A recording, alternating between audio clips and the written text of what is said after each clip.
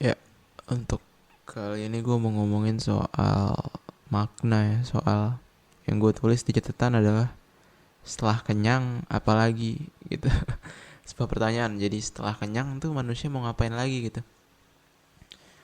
Itu sesuatu yang beberapa mungkin setahun, mungkin 2 tahun ke belakang ada di kepala gue gitu. Dan cukup sering muncul tema-tema itu soal makna, soal soal ya kayak gini sih. Gue cukup beruntung dan gue rasa peradaban manusia sekarang cukup beruntung ketika isu soal kelaparan sepengetahuan gue sudah cukup terselesaikan. um, Bahkan yang jadi isu bukan lapar lagi, tapi orang terlalu kenyang, orang obesitas gitu. um, Tentu ada kelaparan, tapi bukan kelaparan karena scarcity makanan yang terjadi secara natural dalam tanda kutip, tapi terjadi karena di-enforce, kayak perang gitu. Jadi gue lupa perang di mana suplai makanan ditutup gitu. Jadi makanannya ada, cuman suplainya ditutup. Jadi ibaratnya di dunia modern dengan pertanian modern dan segala macam, persoalan kenyang itu sebetulnya sudah terselesaikan gitu. Tinggal masalah distribusi tentu, cuman itu masalah lain lah gitu. Tapi satu hal yang mengemuka dari situ adalah di keadaan dunia yang relatif lebih baik sekarang dibandingkan yang 100 tahun, 1000 tahun lalu gitu. Ketika tidak ada hak asasi manusia, ketika lo bisa mati karena virus gitu, ketika ada apa namanya Black Death ya kalau nggak salah di Eropa gitu, gue rasa 50% meninggal gitu. Ketika lo sangat-sangat vulnerable, sekarang semua itu sudah bisa teratasi gitu. Tentu tidak seluruhnya, cuman jauh lebih baik gitu. Meskipun lagi ya kalau punya argumen untuk bilang bahwa sebenarnya enggak kok, sebetulnya zaman dulu lebih baik dari segi tadi ya, dari segi makanan, dari segi kesehatan, mungkin lo bisa berargumen juga. Tapi yang gue rasakan ya lebih, yang sepengetahuan gue lebih baik, dan yang gue rasakan sebagai kelas menengah di Indonesia, di negara yang berkembang, ya kehidupan gue bisa dibilang ya baik gitu. Dari segi sumber daya ya, gue alhamdulillah tidak pernah merasakan yang namanya lapar gitu. Maksudnya gue merasakan lapar, cuman tidak pernah merasakan lapar karena benar-benar gue nggak bisa memperoleh makanan gitu. Serlapar-laparnya gue ya gue lapar ya karena gue puasa gitu, atau gue lapar karena ya gue sebenarnya punya duit, cuman di luar kebetulan udah tengah malam jadi nggak ada makanan gitu. Ibaratnya gue tidak pernah merasakan lapar sampai 2 hari nggak bisa makan gitu, nggak pernah gitu. Gue punya tempat tinggal yang mungkin yang baik gitu, yang bisa melindungi gue dari hujan, dari angin gitu. Gue punya pakaian, dan tapi pertanyaannya setelah gue mendapatkan semua itu, kok gue tidak terbebas dari yang namanya keresahan ya. Kok gue tidak terbebas dari yang namanya kesedihan ya. Kok gue tidak terbebas dari yang namanya perasaan kosong ya, perasaan hidup gue mau diapain ya. Kok gue tetap tidak terbebas dari perasaan itu ya, gitu. Itu sih yang mau gue point out mungkin di episode kali ini, bahwa kenyang itu nggak menyelesaikan masalah hidup lo sepenuhnya. Bahwa lebih spesifiknya, kenyang itu tidak memberikan lo makna di dalam hidup lo gitu. Dan gue rasa itu pengetahuan yang penting gitu. Karena um,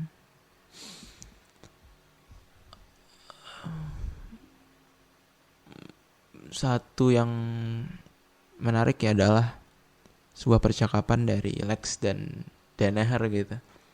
Lex Friedman podcaster yang gue suka denger podcastnya dan Denehar tuh kayak dia kayak PhD di filosofi tapi sekaligus bisa dibilang world class teacher di Jiu-Jitsu. Jadi dua kombinasi yang agak aneh sih. Nggak aneh setelah gue tahu Jiu-Jitsu itu apa, cuman ketika awal pasti agak aneh kayak guru bela diri sekaligus filosofer, meskipun setelah gue pelajarin gue tahu kayak kalau dua hal itu sangat terhubung dengan erat ya, berfilosofi dan melakukan ilmu bela diri. Cuman gitu, intinya mereka sampai dalam suatu part dalam percakapan mereka ketika Lex bertanya sama Danaher pertanyaan klasik dari Lex Fridman, what is the meaning of life gitu, apa sih makna hidup, dan Danaher tuh menurutku jawabannya menarik. Dia bilang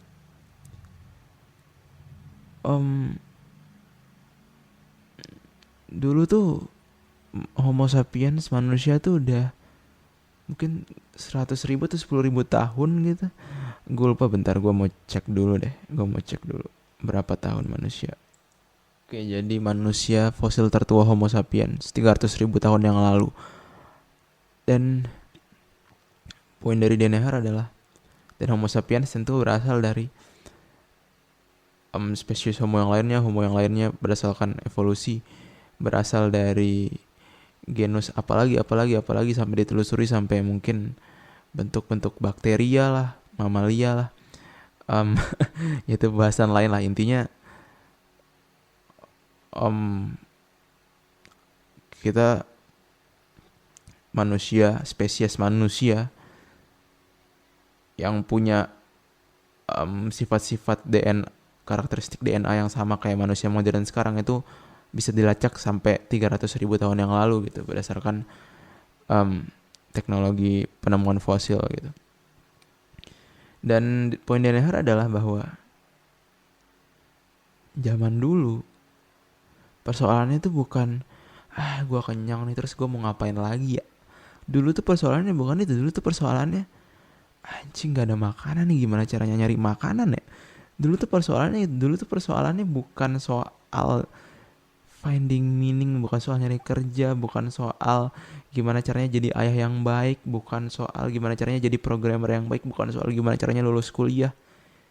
300.000 tahun yang lalu persoalannya adalah caranya survive tuh gimana ya, caranya makan tuh gimana, caranya nyari air tuh gimana, caranya menghindari terkaman harimau tuh gimana. Itu problem 300.000 tahun lalu. Dan mungkin baru selesai 100 tahun yang lalu mungkin ya. Gue harus melihat sejarah manusia lagi, dan mungkin ada periode-periode keemasan juga, tapi mungkin kayaknya sebagian besar waktu yang dihabiskan oleh Homo sapiens, oleh manusia sebagai suatu spesies itu dihabiskan dengan perjuangan untuk bertahan hidup. Dan itu juga yang terjadi di binatang-binatang di alam liar.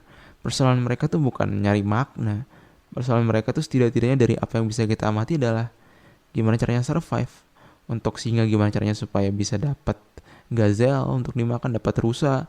Untuk rusa gimana caranya supaya dapat rumput sekaligus lari dari terkaman singa. Persoalan mereka tuh sangat-sangat mendasar gitu. Gimana caranya bertahan hidup. Jauh sekali dari pertanyaan soal makna gitu. Dan poin dari Danaher yang menurut gue kayak membuat gue memikirkan ulang soal hidup gue adalah ketika dia bilang bahwa persoalan bertahan hidup tuh lebih sulit daripada persoalan makna. Itu yang membuat gue kayak kebalik. Persoalan mencari makna jauh lebih sulit daripada bertahan hidup gitu. Ibaratnya nyari makna itu jauh lebih sulit daripada bertahan hidup. Dan itu yang bikin gue kayak mikir ulang kayak terdengar tidak intuitif, tapi menariknya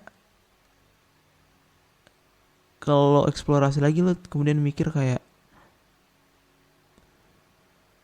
mungkin iya karena lo lihat manusia sebagai satu-satunya spesies yang dalam tanda kutip bisa kenyang gitu. Secara ya kalau lo lihat singa alpha male-nya bisa kenyang, Tapi satu spesies, ibaratnya dari 100.000 populasi singa, berapa persen sih yang bisa nggak peduli tentang makanan? Kayaknya nggak banyak. Nah manusia ya hampir sebagian besar spesies kita ya bisa tenang soal makanan gitu saat ini, dan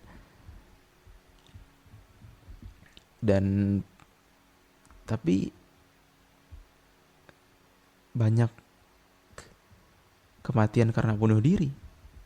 Kayak tapi cuman manusia yang, gue rasa ada sih beberapa binatang yang bisa bunuh diri ya, cuman kayaknya ya, ini lagi-lagi asumsi gue dan sepertinya akan salah, dan gue akan dengan senang hati kalau lo bisa patahkan.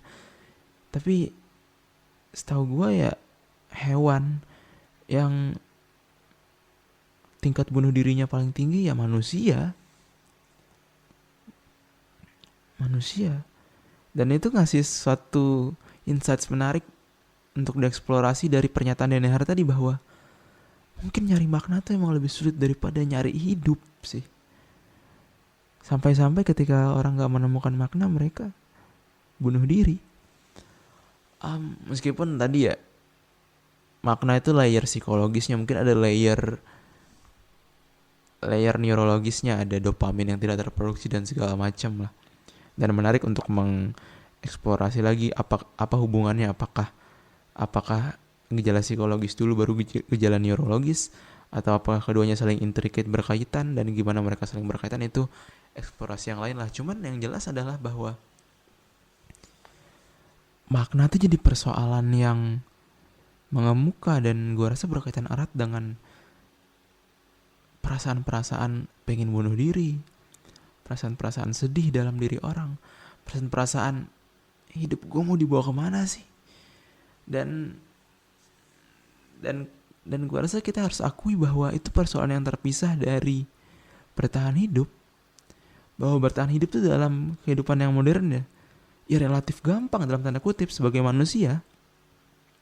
Lo gak perlu lari dari harimau, lo gak perlu takut lo akan lapar. Ya lo bisa lapar, tapi selapar-laparnya lo gak akan, bayangin kan, kita tuh sebetulnya bisa lo gak makan seminggu, ya kan?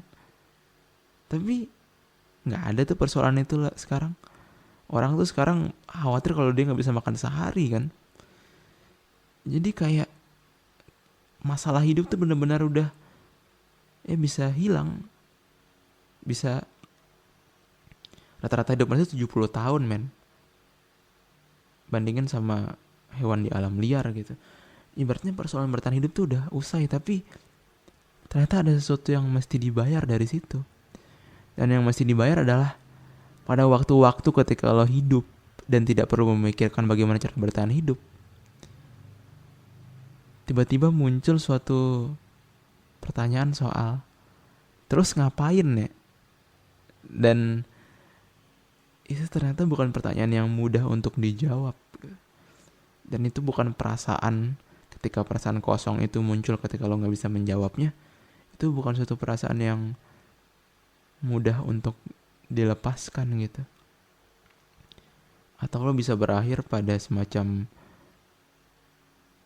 pencarian yang gak jelas, kayak gue gak tau mau ngapain, ya udah gue ngikutin apa yang ada di sekitar gue aja, meskipun itu tidak membuat gue merasa happy gitu. Jadi akhirnya lo berakhir pada suatu pencarian yang ikut-ikutan, yang bersifat ikut-ikutan, dan dari bersifat ikut-ikutan itu lo mendapat kenyamanan, tapi dari kenyamanan itu lo cuma mendapatkan semacam rasa kosong di dalam hati lo terus menerus.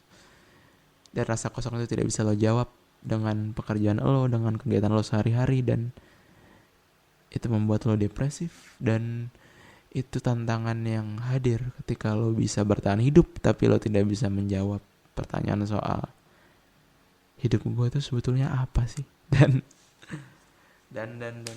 itu sih yang menurut gue setidaknya harus kita akui gitu, bahwa persoalan itu ada dan harus kita coba untuk jawab, meskipun gue percaya jawabannya tidak akan pernah hadir 100%, bahwa jawabannya tidak akan pernah lo capai, tapi Gue rasa lo meng-acknowledge kekosongan itu dan mencoba untuk menjawabnya itu udah satu lompatan besar yang penting untuk bisa melepaskan diri dari apa ya, dari cengkraman kekosongan yang menakutkan tadi, soal ketidaktahuan lo untuk hidup, dan istilahnya mesti diakui dan istilahnya mesti coba dijawab gitu. Jawabnya dengan apa ya? Gue punya jawaban sendiri secara pribadi, cuman itu nanti lah. Intinya gue cuman mau ngomongin itu untuk kali ini. Oke, itu aja lah. Dadah.